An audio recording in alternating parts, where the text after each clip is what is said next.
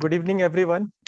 And sorry, we took some time to start because one of our webisodes was Zoom bombed. So that's almost like hacking of the uh, Zoom meeting. So where you get a lot of computer generated voices and content. So we've started doing some of the security measures. So this is the last webisode in our series of esophagus and GE junction tumors. We have so far discussed esophageal cancer, the basics of it, the neoadjuvant treatment, the surgical aspect of esophageal cancers, and the treatment for metastatic and unresectable cancers. Now, we are always intrigued by GE junction tumors because they fall in someone's called no man's land. So they are neither esophageal nor gastric. And even today, when I see a patient of GE junction tumors, I'm not very sure. So we have to decide on each and every case, individualize how much esophagus, how much stomach, how much lymph node dissection. So this is a very interesting topic from that perspective. So we have got a very, very wonderful panel and a speaker to address these issues, to tell us what to do in such patients. So we would like to welcome Professor Inian Samarasam. He is Professor of Upper GI Surgery at CMC Vellore. We also have Dr. Sanjeev, who is a dear colleague and excellent surgeon. So he will be moderating the next, the panel discussion. And then we have Dr. Saurav Kalia, who is a GI surgeon at Narayana Hospital, Jaipur. We have Dr. Biswajit Dubasi, who's a medical oncologist at Jipmer, Puducherry, and he again specializes in these tumors. And Dr. Joseph from Rajagiri Hospital is an excellent GI surgeon. And Dr. Abhishek Gulia. Good evening, Dr. Abhishek. And he is a senior radical oncologist at JP Hospital, Noida. So with this, I would request Professor Samarasam to enlighten. Yeah, thank you, Dr. Nikhil.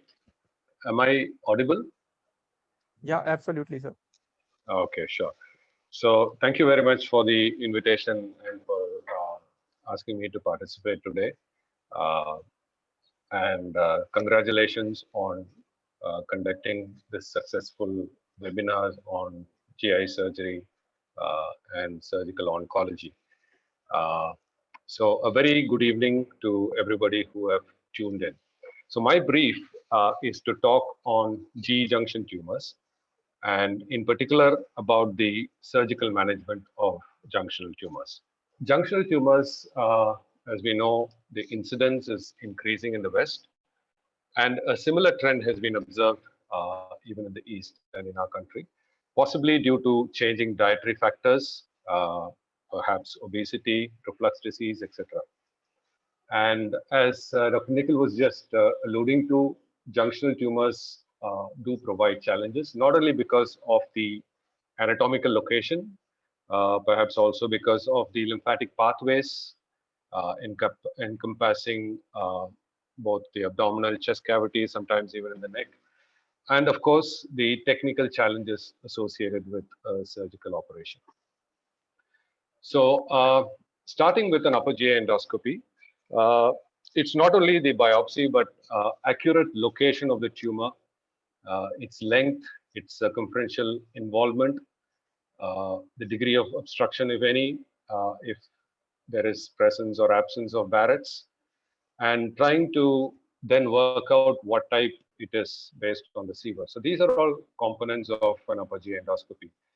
And I should perhaps say here that the surgeon should probably do the endoscopy if possible, or at least be there when it's being done, because it gives a lot of information that you can base your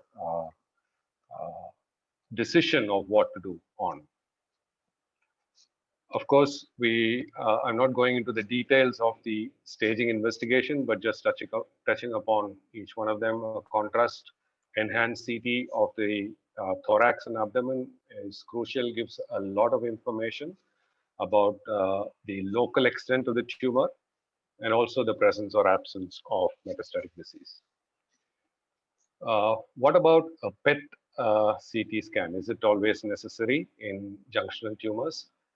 A PET CT upstages the tumor and upstages the disease in about 20% of cases. So, really speaking, in T3 or T4 tumors, that is, tumors which are advanced, perhaps CT scan plays, PET CT scan, I should say, plays an important role.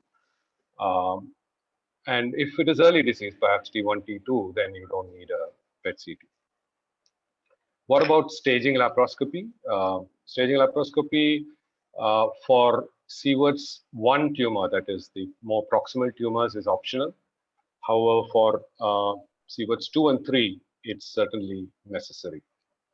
And why staging laparoscopy? Because we all know that it can change the management in up to about 40% of patients.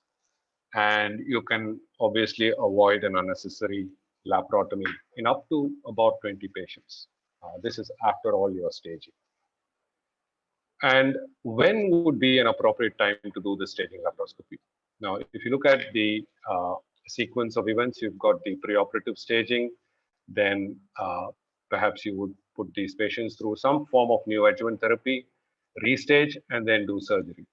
So the ideal time to do a staging laparoscopy is before you start the neoadjuvant therapy. Why? Because it gives you the most accurate staging. You can miss small volume peritoneal disease. And if you actually do it here, just before the surgery here, after the neoadjuvant therapy, and if you see peritoneal disease at that point in time, you're unsure whether the patient has progressed with the neoadjuvant therapy or whether this was perhaps even present even before. So the ideal time to do it would be here.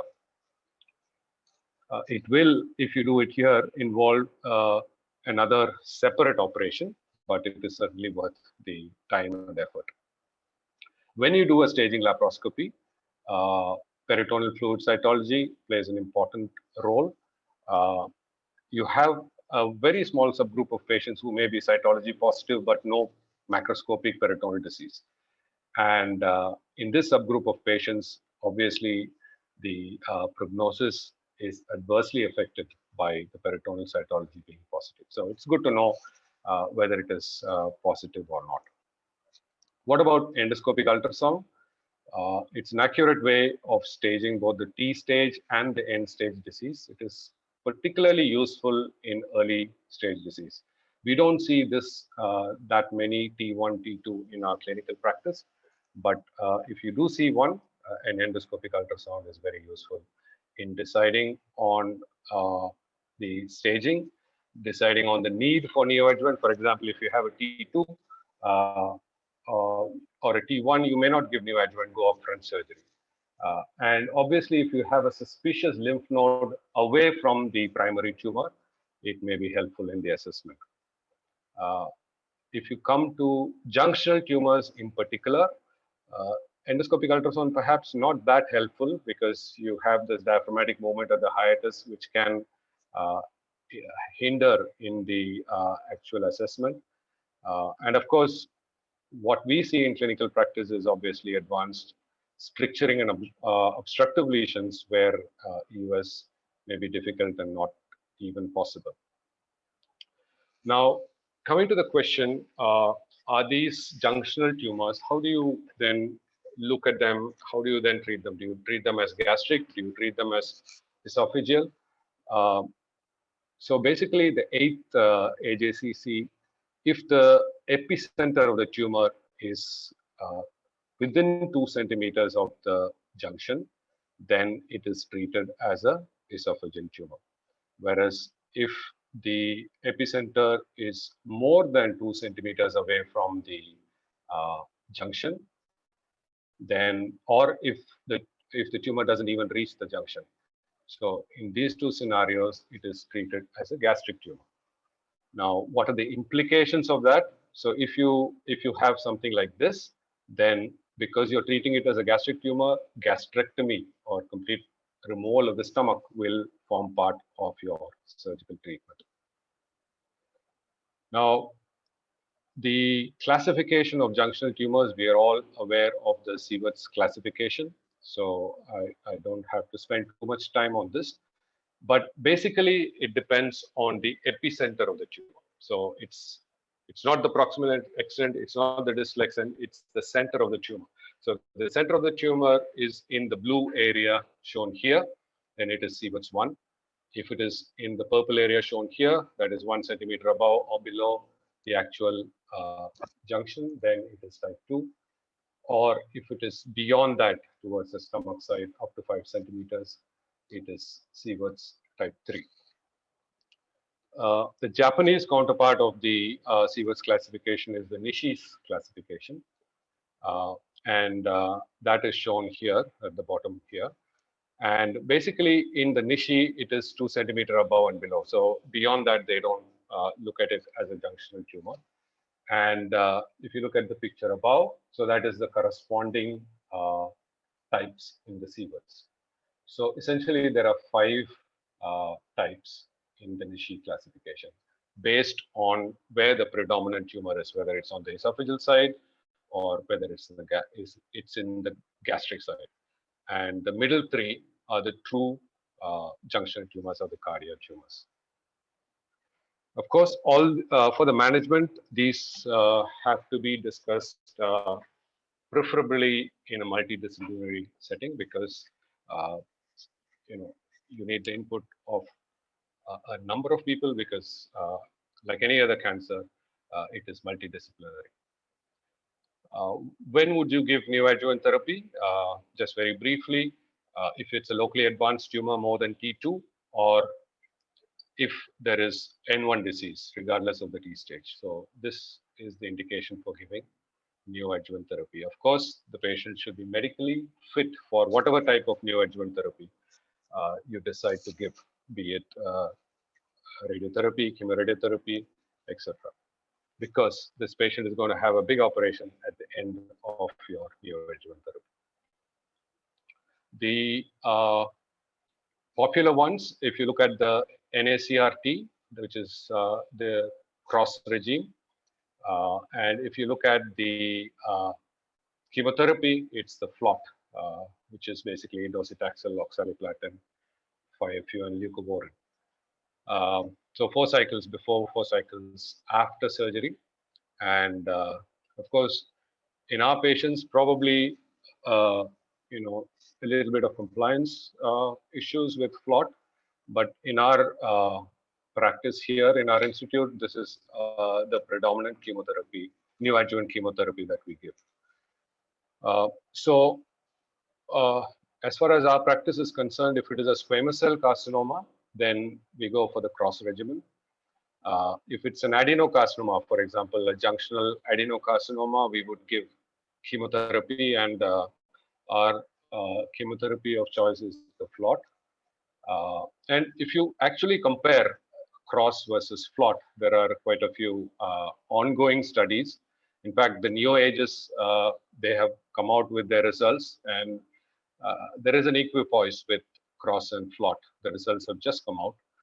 If you look at the ISOPEC and the Japanese trial, the next, the results are yet to come.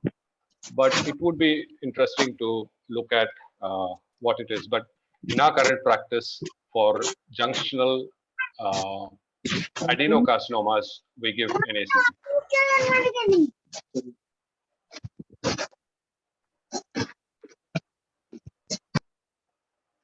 Okay. Another space to watch would be the immune checkpoint inhibitors. The results of this trial, which is the CheckMate, has just come out. I'm not going to go into the details, but this is a space to watch. Of course, the Keynote trial, which is again looking at the same checkpoint inhibitors, yet to come. Now, I'll move on to the surgical part, which is what I was told to concentrate upon. So basically, the surgical management principles differ when it is a squamous versus an adenocarcinoma. So I'll first start with the squamous cell carcinoma.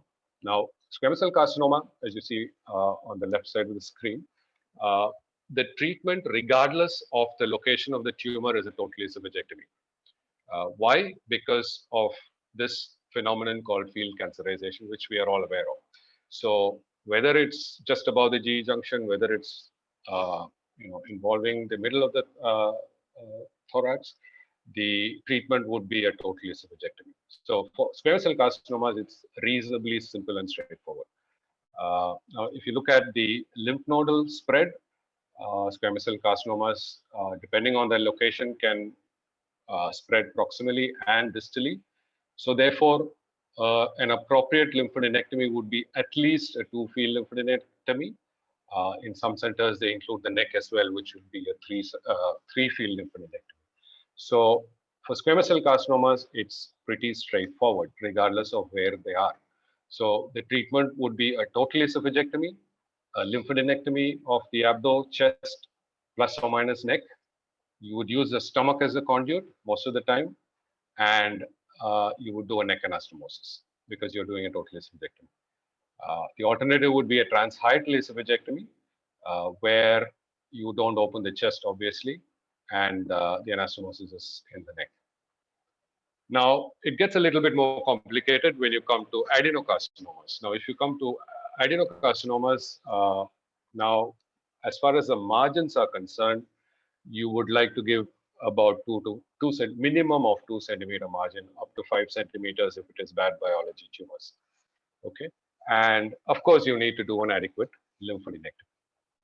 Now, if we look at the lymphadenectomy part, now if you have a Sievert's 3 lesion, so basically predominantly involving the stomach side, just reaching the GOJ, the nodes that you would perhaps need to remove on the thoracic side or the mediastinal side is just the lower esophageal lymph node. So you don't have to go very high in the mediastinum, because the incidence of these nodes being involved is fairly less.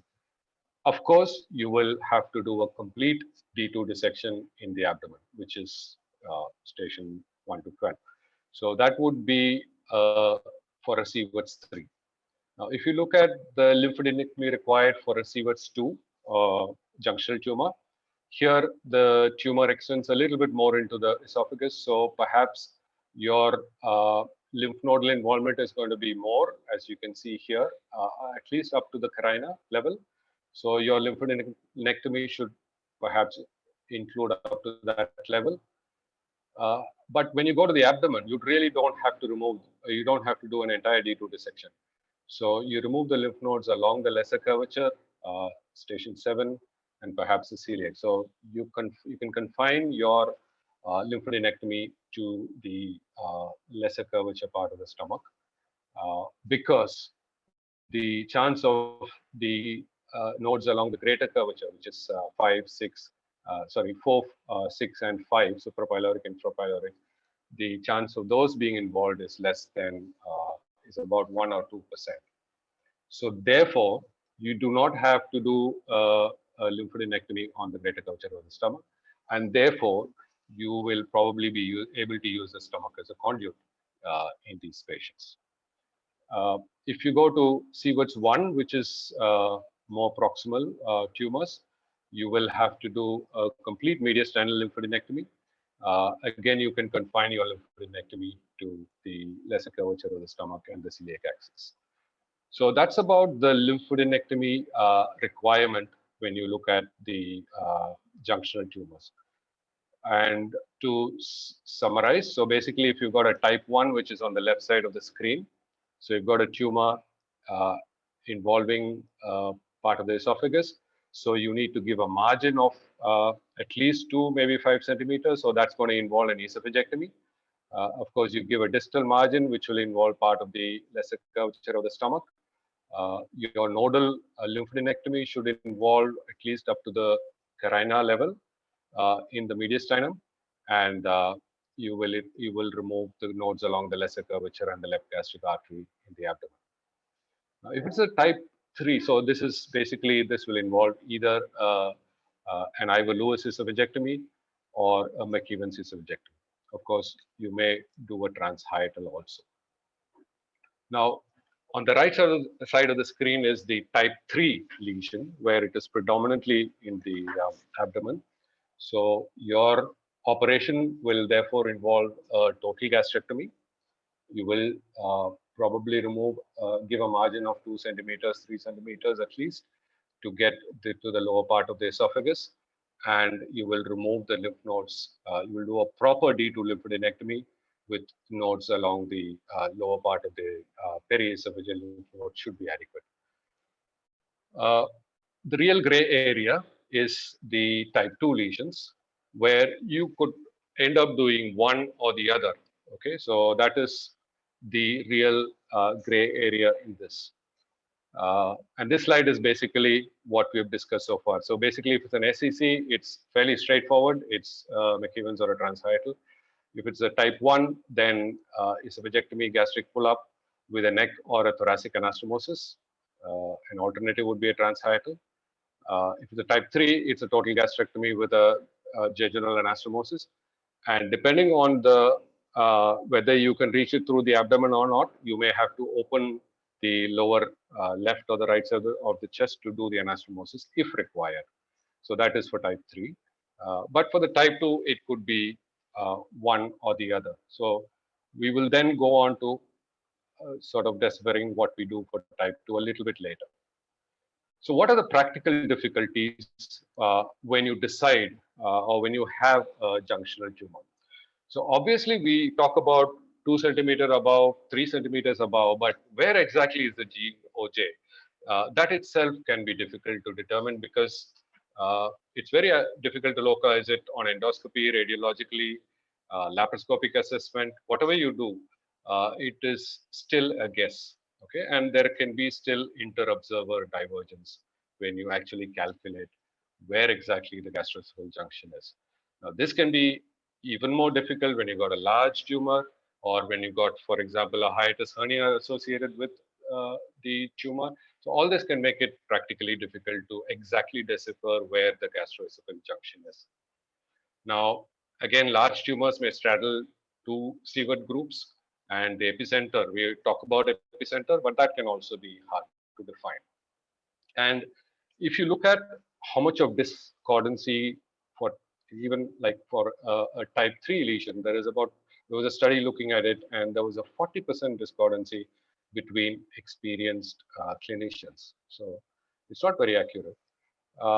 But the most important, I feel, the problem with both Sievert's and the Nishi classification is they refer to they base the treatment based on the epicenter or the center of the tumor. Okay, because type 1, type 2, type 3, we talk about the center of the tumor, but they do not actually look at the proximal or the distal extent of the actual malignancy. And that is a major problem in decision making. Now, we all know practically that this is what we face, but just to put it into perspective, if you look at Sievert's 2, which is the real gray area, this is a fairly straightforward Sievert's 2. Okay, so because you got the epicenter of the tumor here, if you've localized where the GOJ junction, gastroesophageal junction is, and it is extending on either sides, it's a fairly straightforward thing, and it'll be a total gastrectomy for this. Now, if you look at the picture on the right of the screen, now where is the epicenter of this tumor? This is again in this purple area here. So this is again a Sievert's 2 according to the Sievert's classification. But how can you do the same operation for this on the left side and for the tumor on the right side? It is just not possible. So the problem here, as you can see, is that this classification does not take into account how much of tumor extends proximally, how much of tumor extends distally into the stomach. So if you really want to solve this puzzle, I think you got to ask 3 questions. Okay, first is what is the longitudinal extent of the lesion? So in other words, you have to look at the proximal and distal and see how much of margin you need to give. You need to answer the question, how much of an adequate lymphadenectomy and how am I going to achieve it? Can I achieve it through the abdomen itself, or do I need to go into the chest? And the third question you need to ask yourself is, what conduit am I going to use? So these are the three questions that you need to ask to solve this question or problem. So if you look at the first thing, so if you look at the proximal extent of the lesion, if the upper extent is, or the upper border of the tumor is, say, 2 to 3 centimeters above the gastroesophageal junction, uh, perhaps you can, if it is less than 2 to 3, then you can approach it through the abdomen. But if it is more than, let's say, 3 centimeters, you will need to go into the chest uh, to give an appropriate margin for your anastomosis. The second thing that the upper extent of the tumor will help you is to decide the extent of mediastinal lymphadenectomy. Okay, so if you have a tumor that is less than 2 centimeter above the gastroesophageal junction, so in other words, if it is just going on, you just need to do a lower mediastinal lymphadenectomy through the hiatus. If the tumor is between 2 to 4 centimeters, then you will need to go at least up to the carina to do some a decent lymphadenectomy. Or if it is more than 4 centimeters, I'm talking about the upper extent of the tumor. If it is more than 4 centimeters above the gastroesophageal junction, then obviously you need to do more mediastinal dissection, and this may be supracarinal lymph node dissection as well. So that is about the upper extent. What about the lower extent of the tumor? What does that imply? The lower extent or the extent of stomach involvement will help you decide, is this patient going to require a gastrectomy or not? In other words, can I use the stomach as a conduit or not? So if you look at it, if the longitudinal extent of the tumor is more than 5 centimeters, or if the majority of the tumor is below the stomach with an epicenter more, if it is more than 2 centimeters from the GOJ, the second point is basically if the predominantly it's in the stomach, or if the tumor involves a fundus in the body. So if any of this is present, obviously you will need to do a gastrectomy, and of course you cannot use the stomach as a conduit. So if you break it down into these three things, one, looking at the upper extent, one for the margin, looking at the upper extent to look at the need for, or the extent of mediastinal lymphadenectomy, and looking at the lower extent to decide on whether you're going to do a gastrectomy or not, will probably make things a little bit easier. It's not foolproof. You will still have questions to answer. There may be ambiguity, but these are the bare minimum that you need to do to come to a decision. So let's look at this example. So you've got a tumor. The tumor is probably about, let's say, 4 centimeters above. So based on the upper margin, you will need to go into the thorax for an anastomosis. Based on the upper extent, which is 4 centimeters, you will need to go into at least the middle of the median. At least the subcarinal lymph nodes needs to be up to the subcarinal lymph node needs to be clear. And based on the lower extent of the tumor, you can still use the stomach as your conduit. So an operation would be either an Ivor Lewis esophagectomy or a McEwan's esophagectomy, or if your center does a transhiatal esophagectomy, that's perhaps okay, but your lymph nodal clearance may not be that adequate. So that is for this tumor. Suppose you have a tumor like this. So this is, let's say, 2 centimeters. 2 centimeters, you could perhaps manage from below itself. So you can do a total gastrectomy based on this. Upper extent, again, 2 centimeter, you don't need to go into the mediastinum or the subcarinal nodes. You can just manage with the lower esophageal nodes. And of course, you're going to decide to do a gastrectomy. Suppose you do an Ivor Lewis, you will be able to use the stomach as your conduit. So this is, again, something like that.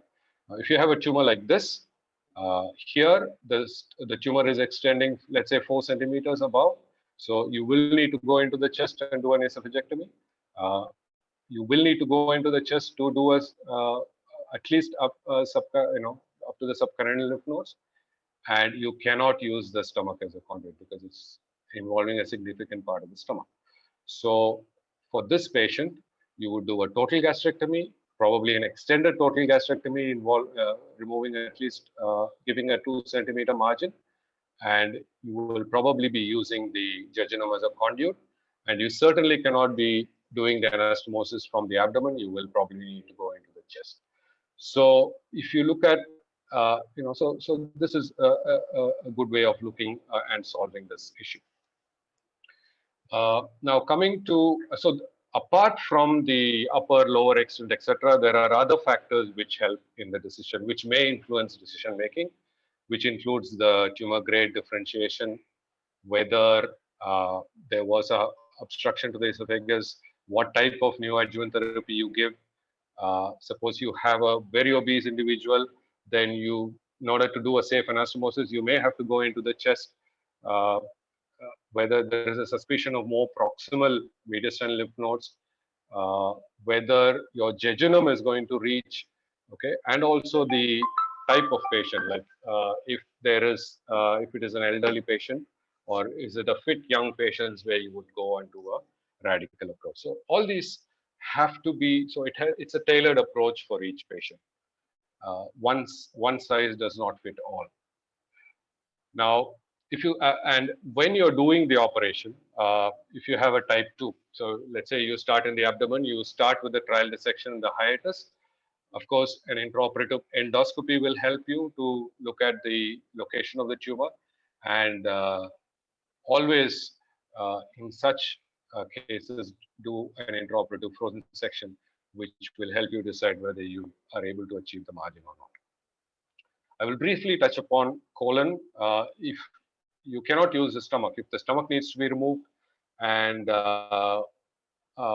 because of a large tumor and also esophagus is involved, or if the stomach is unavailable because of previous surgery or previous gastric resection, let's say a sleeve gastrectomy for obesity, patient develops junctional cancer, then you will need to do some other conduit. And if the jejunum will not reach, then colon is the substitute that we normally use.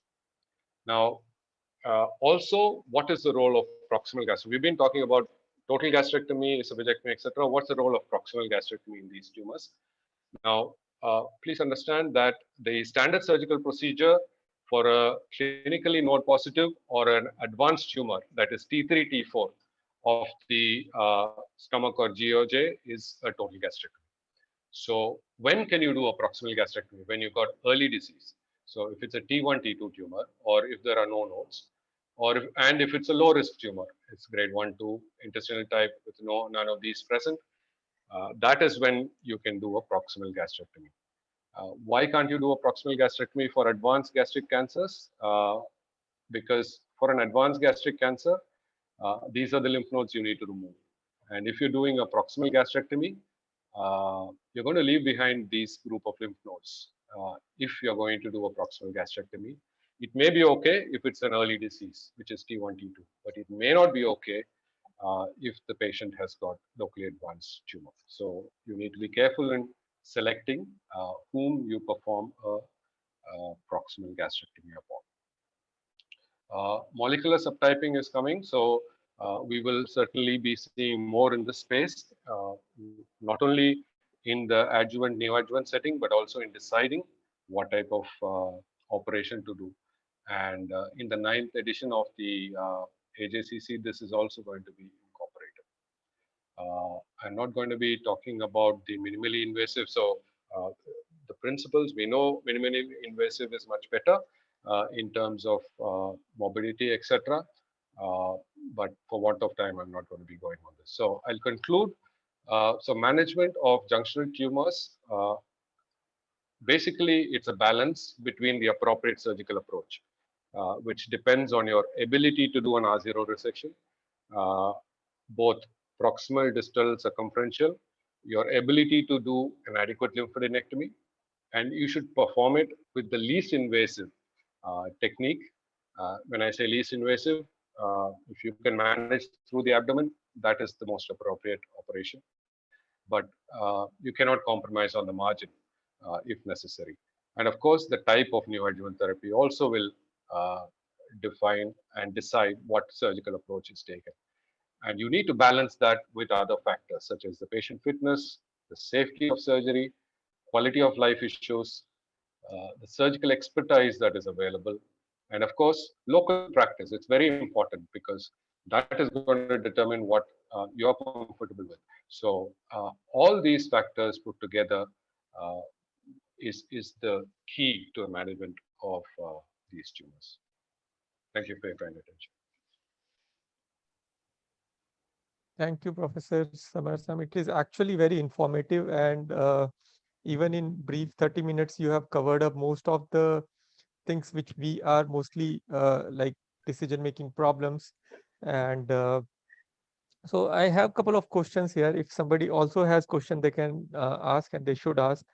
So one, like, is there a role of Ivor Lewis for squamous cell cancer? So basically, for squamous cell cancer, you try to remove as much as possible. So the esophagus, you don't want to leave behind the esophagus, particularly in the chest. So I would say for a squamous cell carcinoma, regardless of the location, it would be a total esophagectomy or a near total esophagectomy, unless there is a reason where you cannot do it. So if there is any particular reason, but generally speaking, for a squamous cell carcinoma, it will be a total gastrectomy, which is either a McEwan's or a transhiatal. So, I mean, in a specific context of these G junction cancers, if the extent of gastric resection required is so much that we can't do a McEwan. Yeah. So then the next option would be a colon transposition. So in such circumstances, would you want to do? Yeah. So basically, you're asking a circumstance where extensive stomach involvement, lower esophageal involvement, and your choice between using the jejunum as a conduit versus the colon as a conduit if you need to go into the neck.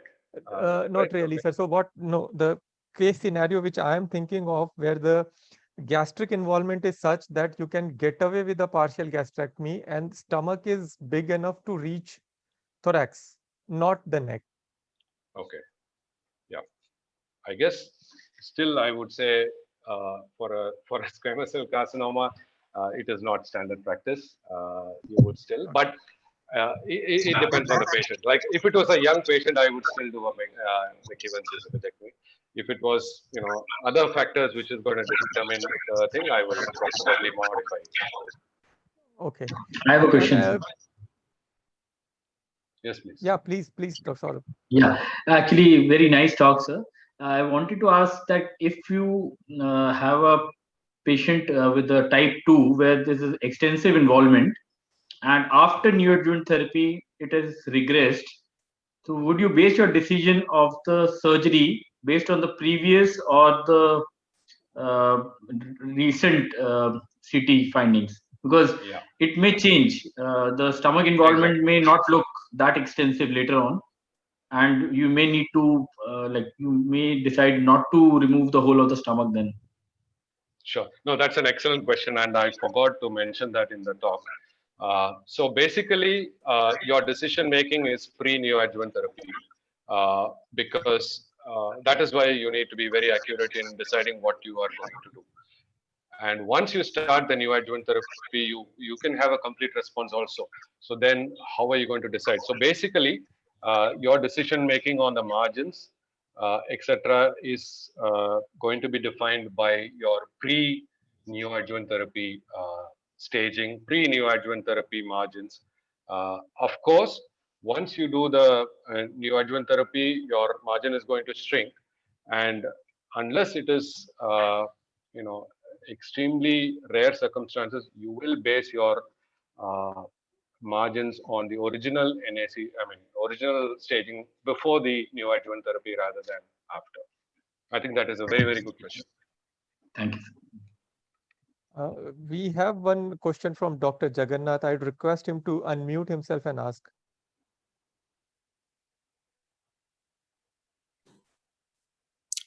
Hello, good evening, sir. Thanks for the opportunity. And yeah, it's an excellent presentation, Dr. Inian. I think you have covered most of the practical points. in the discussion. But I have got some question. I do more of this minimal invasive surgery with the robotic, but most of the time, no, we do either proximal gastrectomy and total, but the proximal margin, sometime we are not sure whether it is positive or is it close or whether it is far. That time, we might have to put the specimen into endo bag and retrieve, and then again close abdomen and continue the anastomosis with the minimally invasive surgery. So there is, the loss of time and the, need additional manpower and all that. In these circumstances, on table, either some scopy or you advise the retrieval of specimen and take some margin frozen if you are not sure. How do you proceed in this condition? Yes, sir. So basically, as you rightly said, on-table endoscopy, certainly when you have junctional tumors where your margin is going to be doubtful, is very, very useful.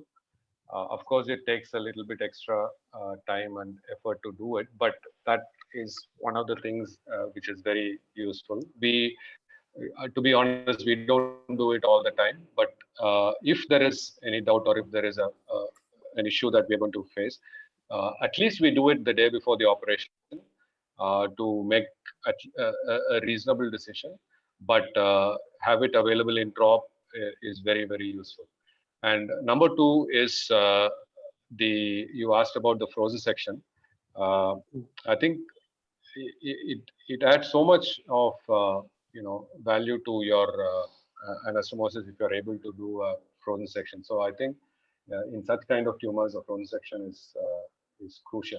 Now, with regards to minimally invasive versus open, regardless of whatever approach, our aim is to get a negative margin, and I guess we should strive to achieve that. The approach is only a ways and means of achieving it, but we cannot compromise on the margins. Is what yes, sir. Yes, sir. Excellent, sir.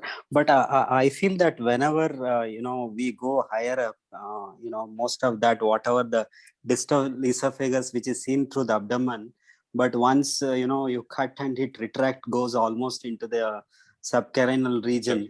I think most of the time we have landed up in doing a left thoracoabdominal, because I think this Tata group from the TMH, they are very pioneer in doing, rather than Ivor Lewis, they always believe that just put a little lateral position and give some support to the back and just do the left thoracoabdominal with a smaller incision, but still you can reach up to, say, into the subcarinal region.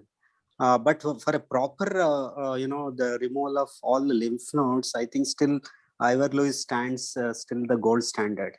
I think I had some challenges with my surgery where esophagus gets retracted. Either you can't put the endo staplers or the circular staplers, and most of the time you had to have a robust guy retracting the lungs, and it keeps beating the heart, and all that. You'll have a less space to put the hand and all that. Sure. So I think this quite the critical decision, either to go through the right thorax or the left thoracoabdominal, is a little challenges, but it keeps on. I think whenever we get a thin patient, we are happy with a BMI of 22, 23, 24.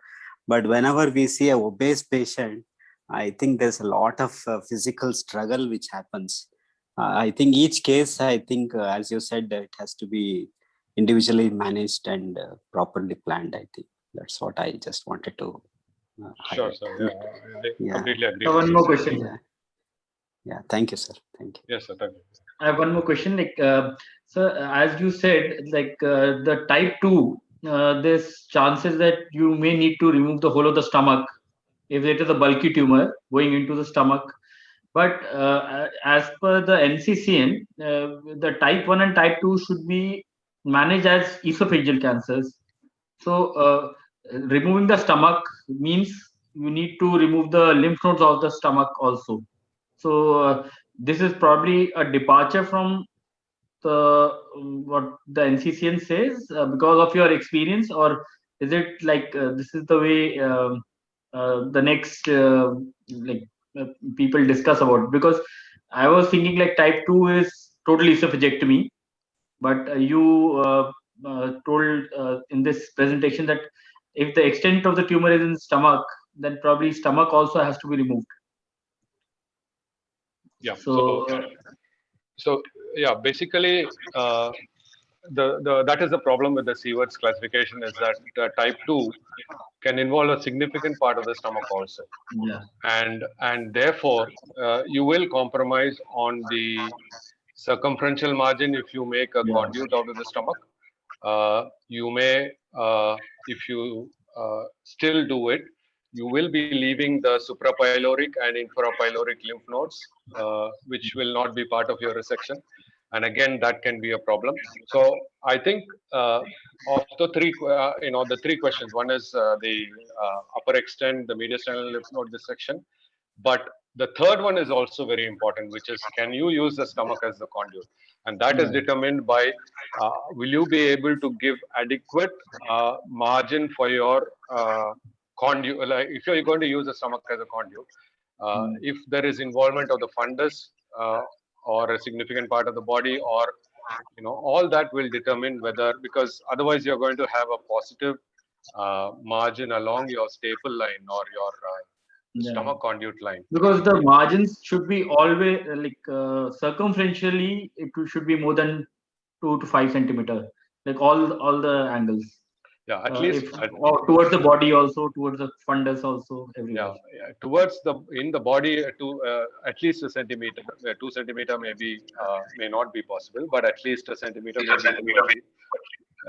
necessary. But I think for a type 2 doesn't necessarily always involve one or the other. It also depends on the extent of stomach involvement. Because actually what we get is that kind of bulky tumors, and we give neoadjuvant, and finally we don't want to do a esophagogastrectomy, we want and do a colonic conduit. So that's why these all questions come up, because we like to do a simple preserve the stomach as a conduit and do a neck anastomosis. So that causes a problem when you have a bulky tumor initially. Even after neoadjuvant, we have to remove, as like you said, you have to remove a wider margin. Yeah. Even after neoadjuvant. Yeah, and whether it will be safe, where you transect the stomach, where you make the stomach, is also as important as the proximal and distal margin. So if you have that in mind, then I think it's easy to decide. Thank you. Good evening, sir. May I ask, sir? Yeah, please. Yeah, I am a surgical gastro resident, sir, from Narayana Medical, Nellore. Sir, in the presentation, you said that in Sievert 2, that if the tumor is more than 2 to 3 centimeter from GOJ, we have to go in the thorax. Sir, what I wanted to know that if it is say 2 centimeter above the GOJ, now after this also we need a proximal 2 to 5 centimeter margin. So how feasible it is that to go from the abdomen and get that margin, and even after that fashion anastomosis? So won't it be that invariably we are going to enter the thorax, sir? Okay.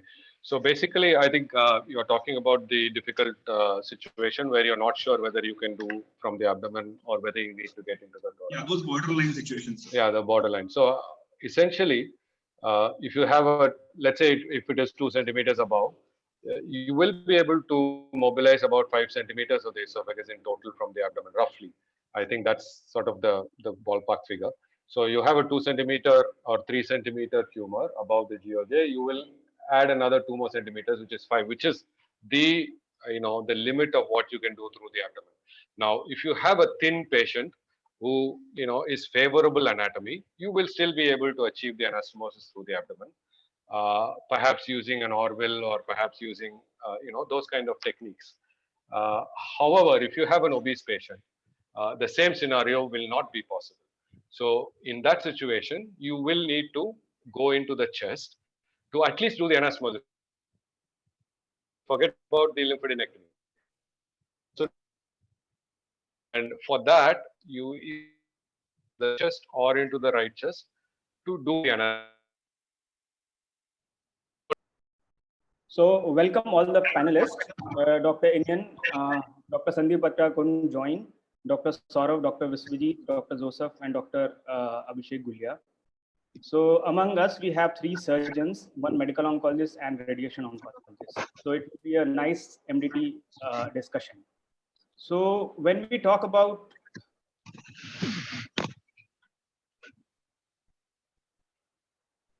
G-junction cancer management, it's a complex issue. So management takes into account the performance status of the patient, the location of the tumor, the subtyping, the histology, whether it is squamous cell or adenosine, and also the extent of stomach and esophageal involvement. So 2 aspects where there is a lot of discussion, a lot of confusion. What neoadjuvant treatment to choose and what surgery to perform, approach, extent of surgery. So broadly speaking, so this diagram we have seen so many times. Broadly, type 1 Sieverts is managed as esophageal cancer, type 3 as stomach cancer, because majority of type 1 is squamous, majority of type 3 is adeno. But this gray zone, type 2 Sieverts classification, subtype is the real problem, and it's the reason of all confusion. So if we talk about neoadjuvant, choice of neoadjuvant treatment, subdividing as per Sieverts and histology. So type 1 squamous cell, definitely most of the places, most of the centers, they choose, they give neoadjuvant CTRT. Type 3 adeno, most of the centers, no confusion, neoadjuvant chemotherapy. But others, there is plenty of doubt, plenty of discussion.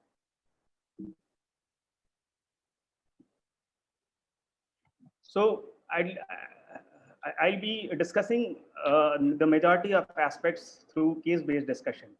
So simply put, a 50-year-old PIT patient with grade 1 dysphagia, G-junction cancer, squamous cell carcinoma, Sieverts 1, non-metastatic, radiologically T3 node positive disease.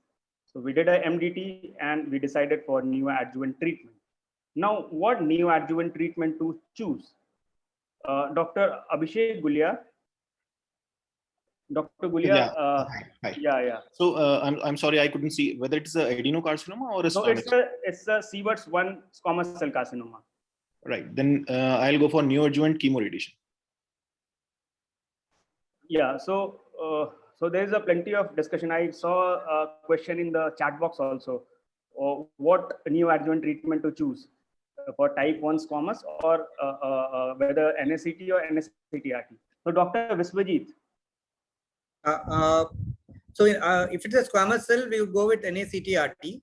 But there is a small clause in this that what will be the length of the lesion, because sometimes our radiotherapists are not comfortable if the lesions are more than 7.5 centimeter to 10 centimeter, then there's a large,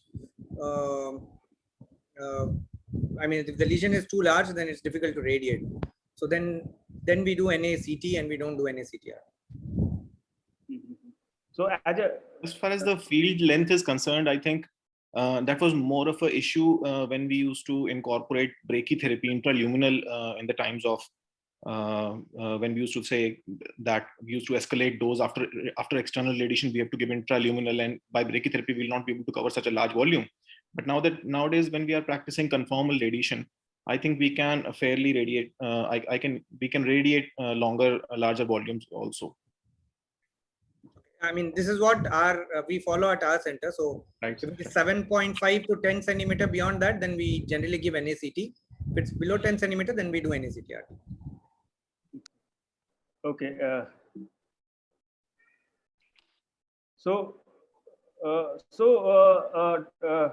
Dr. Saurav, so we as a surgeon are very, very much concerned about the RT field, whether especially in case of G-junction tumors, where the stomach, a part of the stomach will be irradiated. So, and this stomach will be, in future, it will be used for making gastric conduit. So, Dr. Abhishek, Dr. Gulia, can you throw some light on the radiation field, how much stomach is irradiated? Yeah, definitely. So in a Sievert type 1 case, I'd like to have a minimum of around 3 to 4 centimeter proximal margin in the esophagus. and a 2 to 3 centimeter distal margin. But we'll have to have a discussion with the surgeon beforehand that whether he's planning to go for a gastric conduit later on or not. Because if I radiate the fundus, as they tell me, as my surgeons tell me, if I radiate the fundus, they'll not be able to use that as a conduit. So I make sure we have a discussion that the fundus part is I contour it as an avoidance, and it's not radiated, nor as a target volume, and nor inadvertently.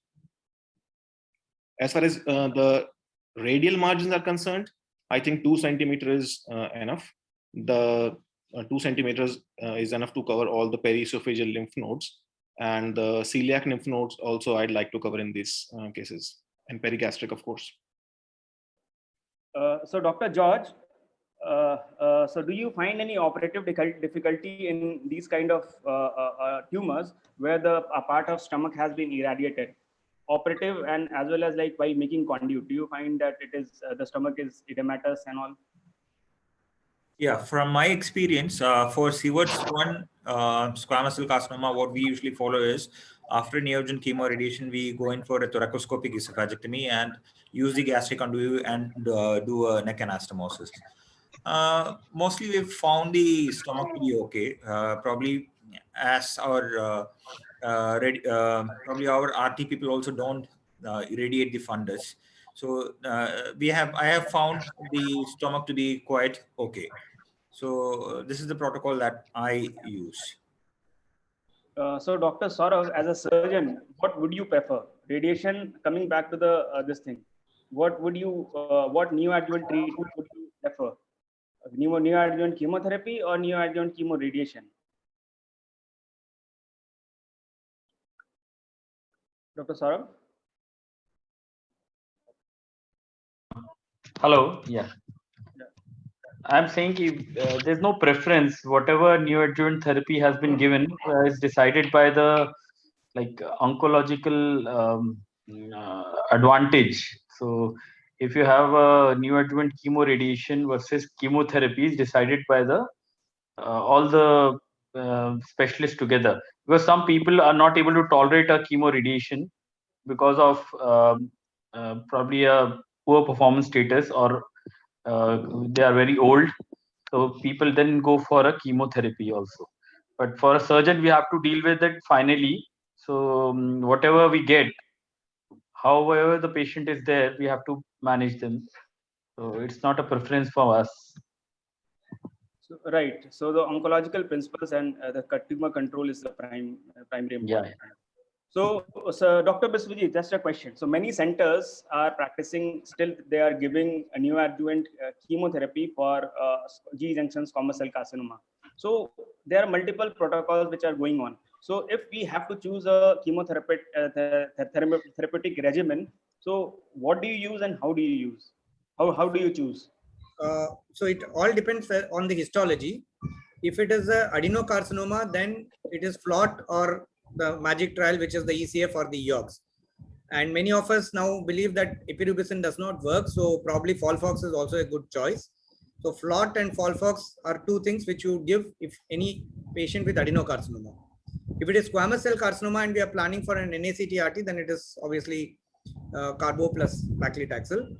Though there is some data that in squamous also you could use in adenocarcinoma also you could use paclicarbo, because in the cross trial there were patients who also received CTRT for adenocarcinoma. But that's again a question of debate whether we should do NaCTRT for adenocarcinoma or we just do NaCT for adenocarcinoma. At our center, any adenocarcinoma, we just do NaCT, we don't do NaCTRT. And for squamous, we do NaCTRT, that is with carbo and pacli. So just a hypothetical question. So sometimes like if we get a scenario like type 1 adeno-CA, what neoadjuvant treatment would we choose? Yeah. So Dr. Biswajit, sorry. Yeah, Dr. Biswajit, I was saying. So as I was saying, if it's adenocarcinoma, we just go with NaCT. We don't go with NaCTRT. So Dr. Gulia, any disagreement? At least in Sievert type 1, we are pretty sure we go for neoadjuvant chemo radiation. We treat it like esophagus based on the cross protocol. And in Sievert type 2 also, we tend to go for NaCTRT only. just one comment is that in the cross trial, actually the squamous histology did well. So the adenocarcinoma data with CT-RT is still not very great. So if it is adenocarcinoma, I'm not again convinced that NACT-RT will really help when compared to just giving chemotherapy. So just. So as a general rule, we are treating Sievert's type 1 and type 2 as esophagus. And of course, adenocarcinoma does make a difference, because in Sievert type 3, even if it is a squamous cell carcinoma, we try to go for NACT-RT. But yeah, I know the maximum benefit was derived for squamous variety, but for adeno also it showed improvement in benefit. So this is what is followed in our institute. So Dr. Inyan, have you ever encountered type 1 adeno-CA like a problem in choosing neoadjuvant treatment, NACT versus NACT-RT? So this is a Not proximal really. location with adeno-CA histology. In our institute, what we follow is for adenos, we give NACT, even if it's a Sievert's 1, 2, or 3, doesn't matter. For squamous cell carcinomas, we go for the cross regime. So in this scenario, we would go for FLOT as our preferred regimen. Now, having said that, just with your previous this thing about the squamous cell carcinoma, if the SEC is more than 2 centimeters into the stomach, we would still go ahead with NACT rather than NACRT. That is just from our surgical perspective. We ask our radiation oncologists, and essentially we would avoid radiating the fundus. So that would be for a SEC. But in this scenario, I think we would give NACT. Yeah. So we'll move further. So for squamous, we give NACT-RT followed by surgery. What is the time interval would you prefer from neoadjuvant treatment to surgery? Dr. George and Dr. Saurav. Yeah, actually it's 6 to 8 weeks, or probably sometimes more than 8 weeks also.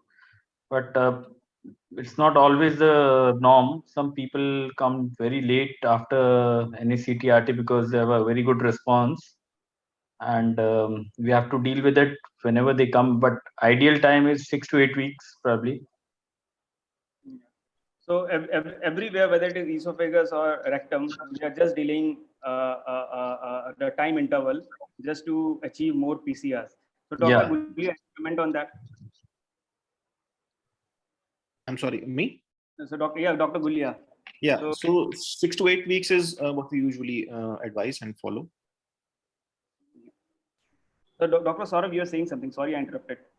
No, I've already completed. Like 6 to 8 weeks is ideal time, but sometimes the patients take time to recover, and they need optimization for surgery. So we may need to postpone it also. If the patient is not doing well, his nutrition is poor, he has some chest complications before surgery. So sometimes we can delay it after 8 weeks also. But ideal time is around 6 to 8 weeks from completion of NACT-RT. So now extent of question on the extent surgical aspects. So extent of resection. So Dr. George, how do you decide on the extent of resection? How much esophagus to remove? How much stomach to receive? I know Dr. Inyan has already covered, but word from your side. Yeah, so the practice that we follow in our institute is somewhat similar to what Dr. Inyan had suggested. Sievert 1, even if it is squamous or adenocarcinoma, especially the one, before I just want to make this point that Dr. Inyan, what he suggested about the epicenter and the longitudinal extent, the difference between the epicenter and the longitudinal extent, that's a very crucial decision-making aspect while deciding about the resection. So even if the epicenter is lower down, if it's extending into the esophagus to say around 4 centimeter, then there is a chance that at least the mediastinal nodes might be involved. So in those cases, I would always go for a transthoracic esophagectomy and a neck anastomosis. Only in rare cases where even the fundus is involved, that's a difficult question, like what Dr. Nikhil was suggesting. In that case, I might, if depending upon the situation of the patient, if he is like a fit patient, I would go ahead and do a colon interposition. Otherwise, I would just stick to a Ivor Lewis with a jejunal conduit. For SIEVRT 2, if the esophageal extent is not much, I would stick to total gastrectomy, and through the thorax, through the hiatus, I'll try to dissect the lower mediastinal nodes. And what I usually do is I do the anastomosis somewhere just below the subcarinal region using an Orbill. So I always take a bite, even if it is minimally invasive or open technique. Before dividing the esophagus, you take 2 stay sutures and then divide it. And then I would proceed with a jejunal conduit. SIEVRT 3 is straightforward total gastrectomy, and just if the esophageal extent is higher up, again, you'll have to go a little bit higher up into the thorax and anastomosis it. So, and in case of SIEVRT 2, where it's, the involvement is G junction and mostly the 2 centimeter or 3 centimeter of the esophagus. If the patient is not very healthy, is an older gentleman, or then I would rather do a transhiatal esophagectomy. So, Dr. Saurav, SIEVRT type 1 squamous cell, what do you practice? Transthoracic, TT, or like Ivor Lewis? How do you decide on the margin? You're saying squamous cell. Yeah, Squamous cell is like type 1 squamous. Yeah, so it is like a total esophagectomy, like what Dr. Inian said, and we do a neck anastomosis, because squamous has a totally different like pathology and the spread. So we have to do mediastinal dissection, mediastinal lymph node dissection. So I do a thoracoscopic esophagectomy and remove the nodes from the carina level down, and do a stomach mobilization by open or lap, and then pull it up and do a neck anastomosis. So that is the standard technique. So how you decide on the margin? Obviously, like you have to have a proximal margin. So if you have a even a type 1 squamous cell carcinoma, the margin is long, because esophagus is quite long, and if you do just a neck anastomosis, you will have a good 5 to 10 centimeter margin proximal to the lesion. This margin is not a problem when you're removing the esophagus, because stomach will come up into the neck. Okay. And in suppose that if it is adeno, what about distal and proximal margin? Like it's like So adeno also, like type 1 is treated as an esophageal cancer. So it is supposed to be treated as total esophagectomy. But like what Dr. Inian said, type 1, if you have a type 1 and stomach fundus is involved, then what will you do? Because sometimes the tumor goes into the stomach and towards the fundus, and it is the epicenter is higher up. It's a big tumor. Then what to do? So that is a still a controversial thing. Should we remove the proximal part of stomach? Then stomach will not come up, so it will has to be a Ivor Lewis. Then the margin has to be compromised, or you do a total esophagogastrectomy and do a colonic conduit. So even in type 1, if the stomach is involved in the lesser curvature or the fundus part, then the conduit part has to be decided, and the lymphadenectomy has to be decided. So that is a problem. Right. Otherwise, standard esophagectomy has to be done in type 1. So rightly said, the longitudinal extent is also equally important to decide on the extent of resection and also the extent of mediastinal lymphadenectomy. So approach. So what approach do you prefer, Dr. George? Yeah, for esophagectomy, I usually prefer thoracoscopic esophagectomy.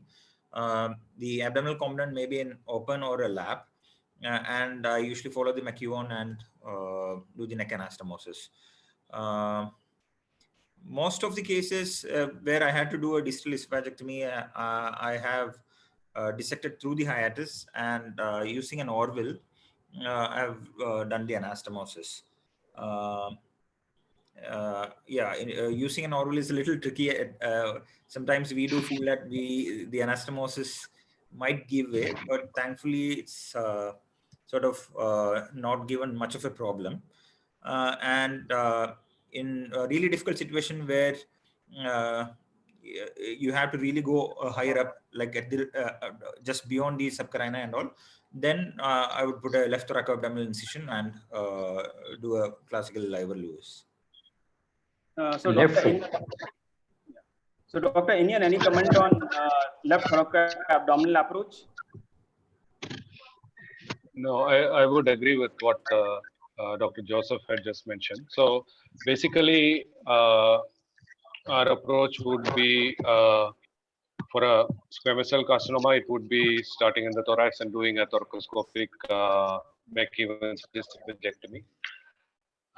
If it is adenocarcinoma, and if it is, let's say, a Sieverts 1 or a Sieverts 2, and if the stomach can be still used, then we would still do Ivor-Lewis, minimally invasive Ivor-Lewis. For a minimally invasive Ivor-Lewis, the lymphadenectomy, we don't go into the supracarinal, but for a McEwan's, particularly for SCC, we do the supracarinal lymph node dissection. So that would be our approach based on the histology and based on what we would do.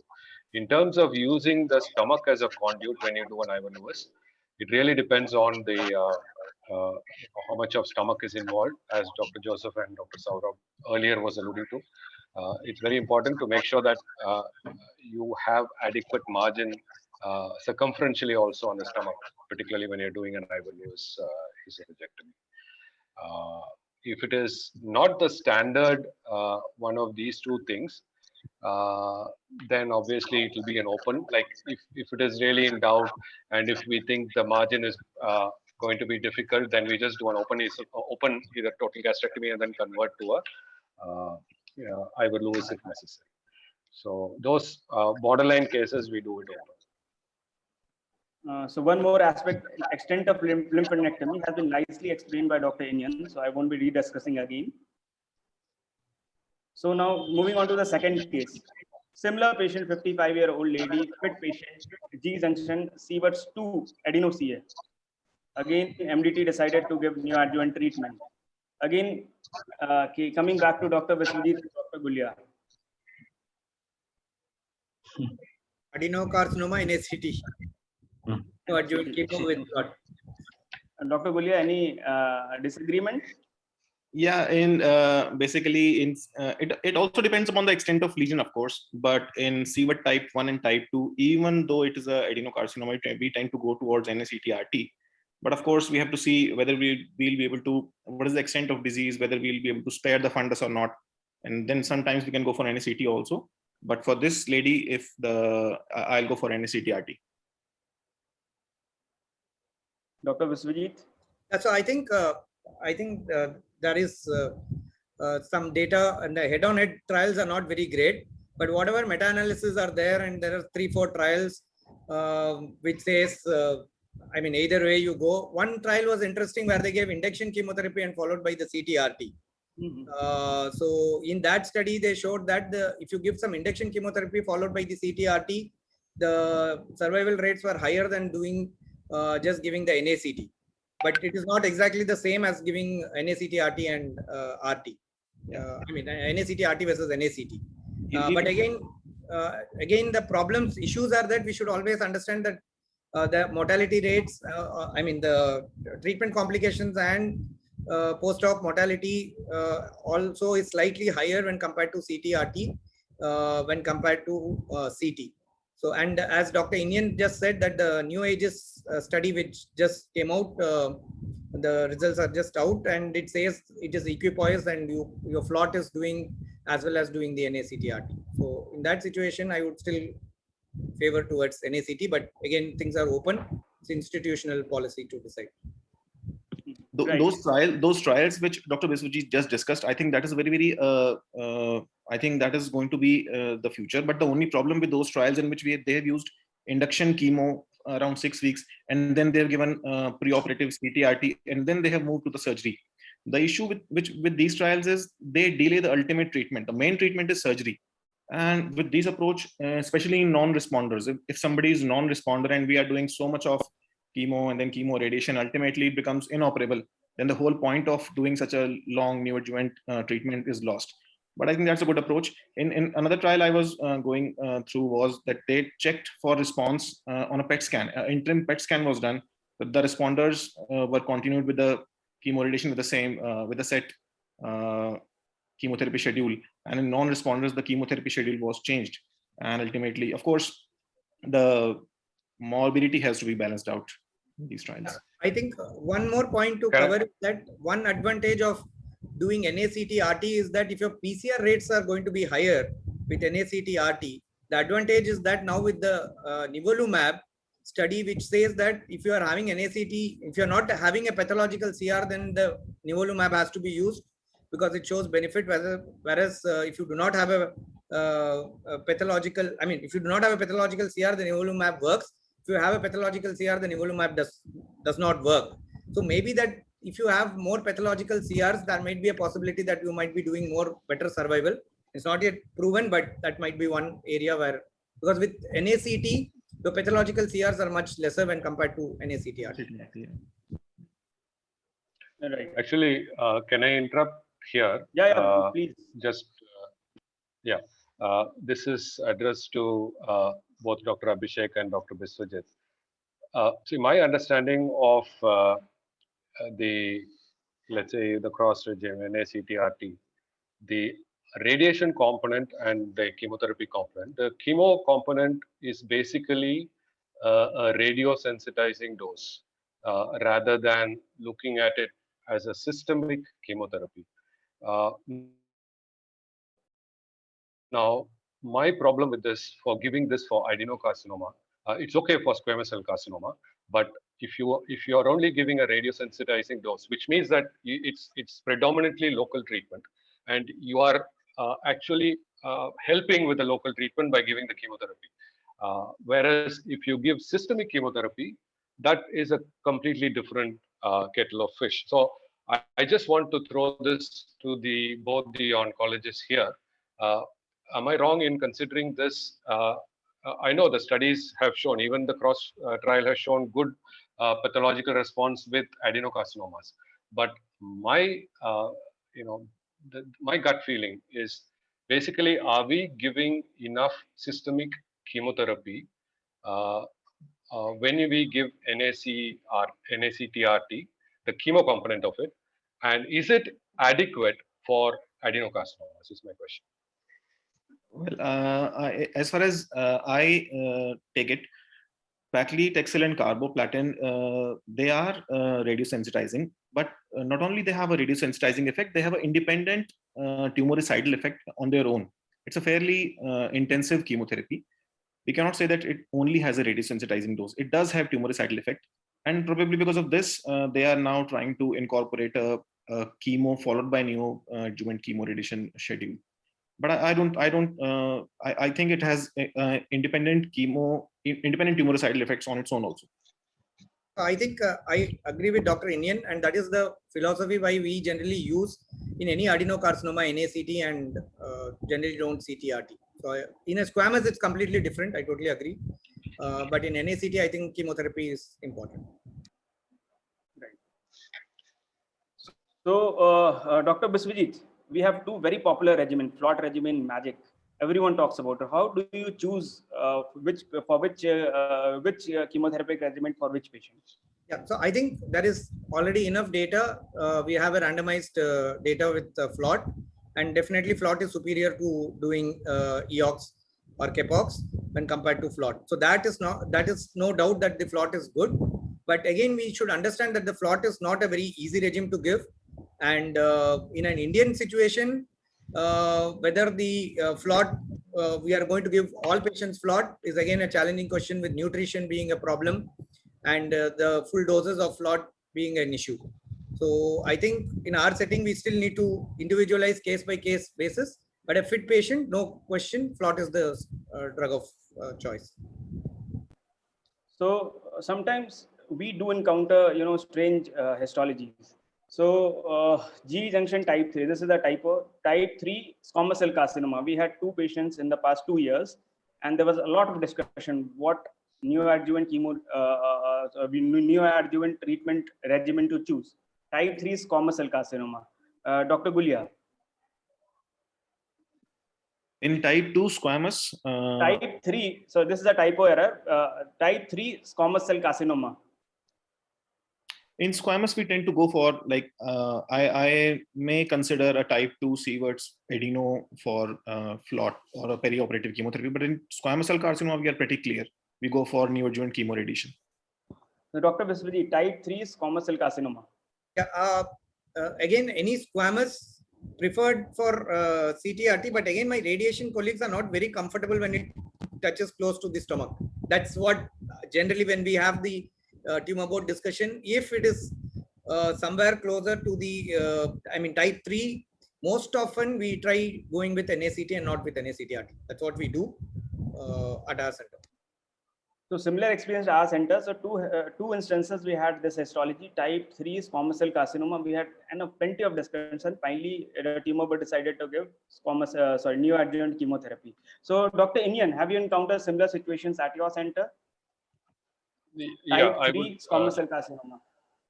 Yeah, certainly in this situation we have encountered, and we would give NACT for these patients purely because basically, the surgical, should I say the fear, we don't know if it is right or wrong, but traditionally we've been doing it.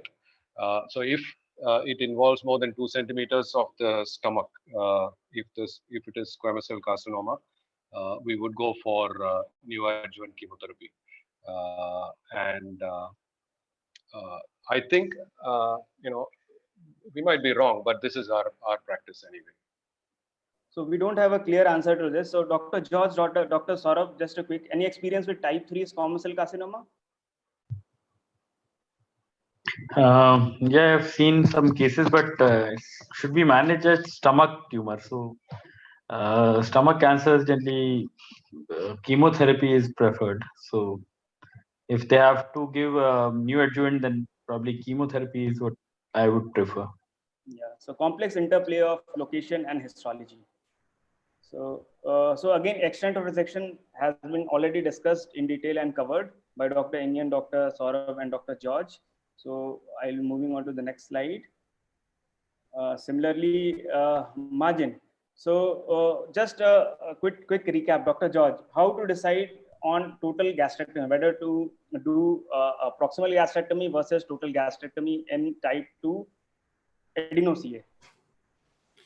Yeah, so the extent of involvement of the stomach would be the answer. If it is more than say 3 to 4 centimeter, there's always a risk of the nodal involvement along the greater curvature. So in that case, you have to definitely go for a total gastrectomy.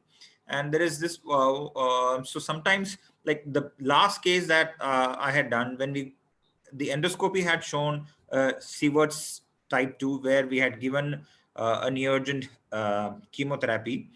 There was an involvement of the fundus of around 1 centimeter. The distal esophagus was involved for around 2 centimeter. Unfortunately, when we went inside, on actually palpating, what we could feel the tumor to be extending along the lesser curve as well, though it was not very evident on the CT or on the endoscopy. So it's very essential that once you rule out there is no peritoneal carcinomatosis or dissemination, you have to palpate the stomach properly and make sure what exactly is the involvement.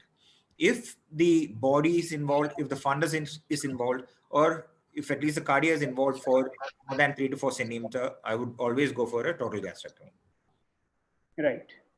So approaches we have already, approaches in lymphadenectomy we have already covered. So just concluding, so thank you very much all the panelists and Dr. Inian, of course. Excellent discussion.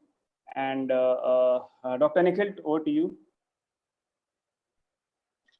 Hello. Thank you, Sanjeev. Excellent discussion. So you brought out all the pertinent points, and I think it would have been very helpful for all of us, leave alone the young surgeons and residents. And it's been 6 months we have been doing this program. It was exactly started on 2nd of December, and we are like overjoyed with the participation of both faculty and students. So we hope to continue this, and next webisode and series we are discussing liver. So hope to see you again. Good night, everyone. Thank you very much.